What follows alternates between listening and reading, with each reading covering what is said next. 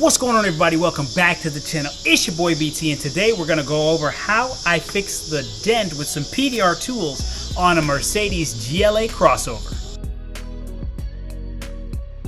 You can see here this dent. We've got a little hit here. So what we're going to do on this particular one, we're going to use this tool here. We're going to put some suction on it. We're going to pull it out.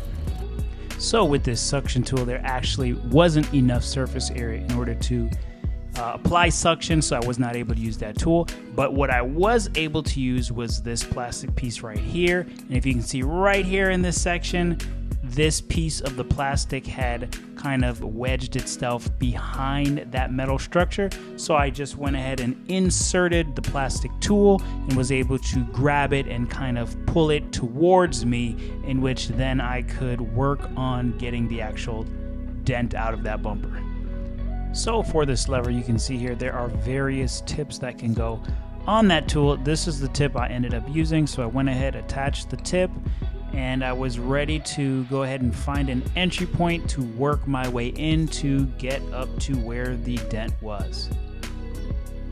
So then I was able to make my way around to the side here and found a little opening right there, in which I was able to push in the tool and work my way up to the spot where the dent was, apply some pressure, and pop it out. And here are the finished results.